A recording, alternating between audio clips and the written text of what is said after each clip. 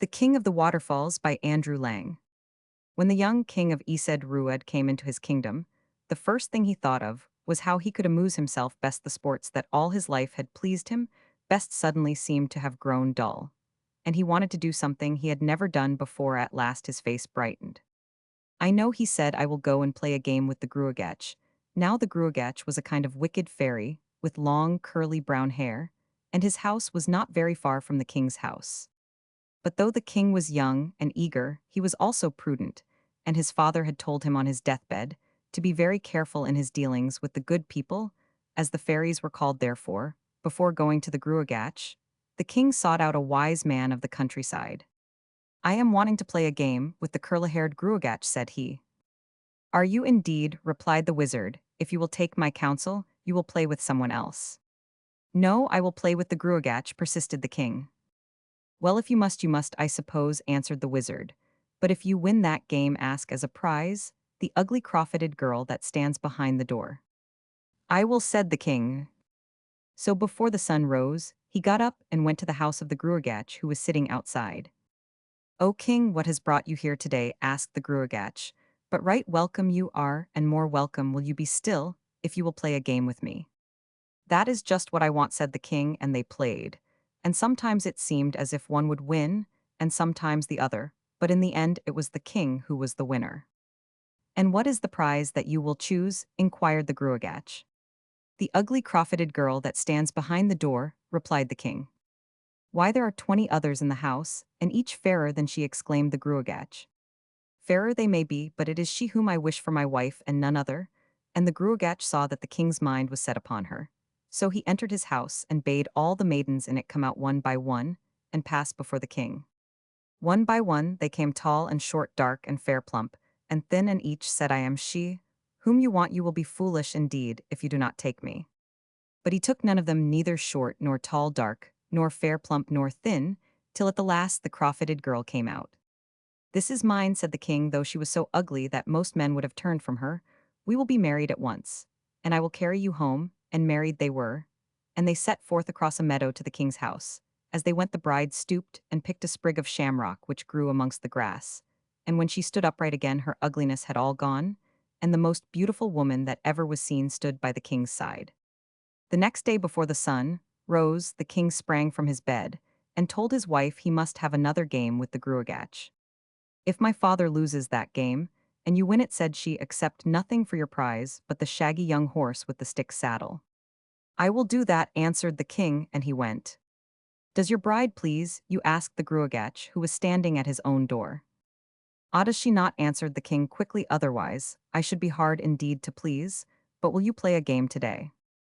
I will, replied the Gruagach, and they played, and sometimes it seemed as if one would win, and sometimes the other, but in the end the king was the winner. What is the prize that you will choose? Asked the Gruagach. The shaggy young horse with the stick saddle, answered the king, but he noticed that the Gruagach held his peace, and his brow was dark as he led out the horse from the stable. Rough was its mane and dull was its skin, but the king cared nothing for that, and throwing his leg over the stick saddle, rode away like the wind. On the third morning the king got up as usual before dawn, and as soon as he had eaten food, he prepared to go out when his wife stopped him. I would rather, she said, that you did not go to play with the Gruagach, for though twice you have won, yet some day he will win, and then he will put trouble upon you. Oh, I must have one more game, cried the king, just this one, and he went off to the house of the Gruagach. Joy filled the heart of the Gruagach when he saw him coming, and without waiting to talk they played their game.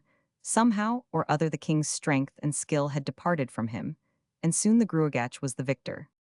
Choose your prize, said the king when the game was ended, but do not be too hard on me, or ask what I cannot give. The prize I choose, answered the Gruagach, is that the crofted creature should take thy head, and thy neck if thou dost not get for me the sword of light that hangs in the house of the king of the oak windows. I will get it, replied the young man bravely, but as soon as he was out of sight of the Gruagach, he pretended no more, and his face grew dark and his steps lagging. You have brought nothing with you tonight, said the queen, who was standing on the steps awaiting him. She was so beautiful that the king was fain to smile when he looked at her, but then he remembered what had happened, and his heart grew heavy again. What is it? What is the matter? Tell me thy sorrow, that I may bear it with thee, or it Maybe help thee. Then the king told her everything that had befallen him, and she stroked his hair the while. That is nothing to grieve about, she said when the tale was finished. You have the best wife in Erin and the best horse in Erin. Only do as I bid you and all will go well. And the king suffered himself to be comforted. He was still sleeping when the queen rose and dressed herself to make everything ready for her husband's journey, and the first place she went to was the stable where she fed and watered the shaggy brown horse, and put the saddle on it. Most people thought this saddle was of wood, and did not see the little sparkles of gold and silver that were hidden in it. She strapped it lightly on the horse's back, and then let it down before the house where the king waited. Good luck to you, and victories in all your battles, she said, as she kissed him before he mounted. I need not be telling you anything. Take the advice of the horse, and see you obey it. So he waved his hand and set out on his journey, and the wind was not swifter than the brown horse, no, not even the March wind which raced it, and could not catch it. But the horse never stopped nor looked behind, till in the dark of the night, he reached the castle of the king of the oak windows. We are at the end of the journey, said the horse, and you will find the sword of light in the king's own chamber.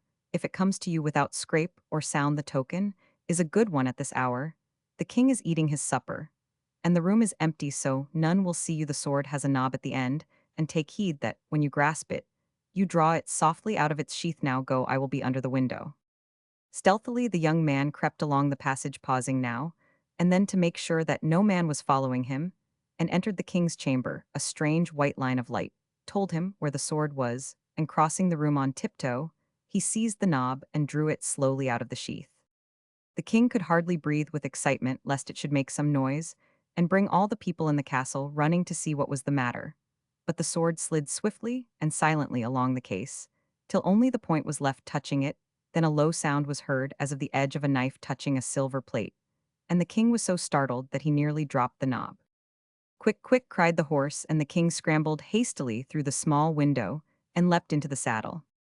He has heard, and he will follow, said the horse, but we have a good start. And on they sped on, and on, leaving the winds behind them. At length the horse slackened its pace. Look, and see who is behind you, it said, and the young man looked. I see a swarm of brown horses, racing madly after us, he answered. We are swifter than those, said the horse, and flew on again. Look again, O king, is anyone coming now? A swarm of black horses, and one has a white face, and on that horse a man is seated. He is the king of the oak windows. That is my brother, and swifter still than I, said the horse, and he will fly past me with a rush. Then you must have your sword ready, and take off the head of the man who sits on him as he turns and looks at you, and there is no sword in the world that will cut off his head save only that one. I will do it, replied the king, and he listened with all his might till he judged that the white-faced horse was close to him. Then he sat up very straight and made ready. The next moment there was a rushing noise as of a mighty tempest, and the young man caught a glimpse of a face, turned towards him almost blindly. He struck, not knowing whether he had killed or only wounded the rider, but the head rolled off and was caught in the brown horse's mouth. Jump on my brother the black horse and go home as fast as you can, and I will follow as quickly as I may, cried the brown horse, and leaping forward, the king alighted on the back of the black horse, but so near the tail that he almost fell off again. But he stretched out his arm and clutched wildly at the mane, and pulled himself into the saddle. Before the sky was streaked with red, he was at home again, and the queen was sitting waiting, till he arrived, for sleep was far from her eyes. Glad was she to see him enter, but she said little, only took her harp, and sang softly the songs which he loved, till he went to bed soothed and happy. It was broad day when he woke, and he sprang up, saying, Now I must go to the Gruagach to find out if the spells he laid on me are loose. Have a care, answered the queen, for it is not with a smile, as on the other days, that he will greet you furiously. He will meet you, and will ask you in his wrath if you have got the sword, and you will reply that you have got it. Next he will want to know how you got it, and to this you must say that but for the knob you had not got it at all. Then he will raise his head to look at the knob, and you must stab him in the mole which is on the right side of his neck. But take heed, for if you miss the mole with the point of the sword, then my death and your death are certain. He is brother to the king of the oak windows, and sure will he be that the king must be head, or the sword would not be in your hands. After that she kissed him, and bade him good speed. Didst thou get the sword? asked the Gruagach when they met in the usual place. I got the sword. And how didst thou get it? If it had not had a knob on the top, then I had not got it, answered the king. Give me the sword to look at, said the Gruagach peering forward. But like a flash, the king had drawn it from under his nose and pierced the mole so that the Gruagach rolled over on the ground. Now I shall be at peace, thought the king, but he was wrong, for when he reached home, he found his servants tied together back to back, with cloths bound round their mouths. So that they could not speak, he hastened to set them free, and he asked who had treated them in so evil a manner. No sooner had you gone than a great giant came, and dealt with us as you see, and carried off your wife and your 2 horses, said the men. Then my eyes will not close, nor will my head lay itself down, till I fetch my wife and horses home again, answered he, and he stopped and noted the tracks of the horses on the grass, and followed after them, till he arrived at the wood when the darkness fell. I will sleep here, he said to himself, but first I will make a fire, and he gathered together some twigs that were lying about, and then took 2 dry sticks and rubbed them together till the fire came, and he sat by it. The twigs cracked and the flame blazed up, and a slim yellow dog pushed through the bushes and laid his head on the king's knee, and the king stroked his head. Wuff wuff, said the dog, sore was the plight of thy wife and thy horses when the giant drove them last night through the forest. That is why I have come, answered the king, and suddenly his heart seemed to fail him, and he felt that he could not go on. I cannot fight that giant, he cried, looking at the dog. With a white face, I am afraid. Let me turn homewards. No, don't do that, replied the dog. Eat and sleep, and I will watch over you. So the king ate and lay down and slept till the sun waked him. It is time for you to start on your way, said the dog, and if danger presses, call on me, and I will help you. Farewell then, answered the king. I will not forget that promise. And on he went, and on, till he reached a tall cliff with many sticks lying about. It is almost night, he thought. I will make a fire and rest, and thus he did. And when the flames blazed up, the hoary hawk of the grey rock flew on to a bough above him. Sore was the plight of thy wife and thy horses when they passed here with the giant, said the hawk. Never shall I find them, answered the king, and nothing shall I get for all my trouble. Oh, take heart, replied the hawk, things are never so bad, but what they might be worse, eat and sleep, and I will watch thee. And the king did as he was bidden by the hawk, and by the morning he felt brave again. Farewell, said the bird, and if danger presses, call to me, and I will help you. On he walked, and on till as dusk was falling, he came to a great river, and on the bank there were sticks lying about. I will make myself a fire, he thought, and thus he did, and by, a smooth brown head peered at him from the water, and a long body followed it. Sore was the plight of thy wife and thy horses when they passed the river last night, said the otter. I have sought them and not found them, answered the king, and naught shall I get for my trouble.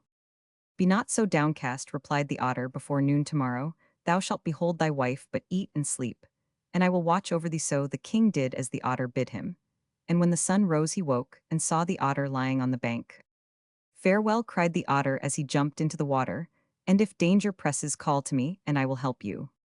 For many hours the king walked, and at length he reached a high rock which was rent into 2 by a great earthquake. Throwing himself on the ground, he looked over the side, and right at the very bottom he saw his wife and his horses. His heart gave a great bound, and all his fears left him, but he was forced to be patient, for the sides of the rock were smooth, and not even a goat could find foothold. So he got up again, and made his way round through the wood, pushing by trees, scrambling over rocks, wading through streams, till at last he was on flat ground again, close to the mouth of the cavern. His wife gave a shriek of joy when he came in, and then burst into tears, for she was tired and very frightened, but her husband did not understand why she wept, and he was tired and bruised from his climb, and a little cross too. You give me but a sorry welcome, grumbled he, when I have half killed myself to get to you. Do not heed him, said the horses to the weeping woman. Put him in front of us where he will be safe, and give him food, for he is weary. And she did as the horses told her, and he ate and rested till by and by a long shadow fell over them, and their hearts beat with fear, for they knew that the giant was coming.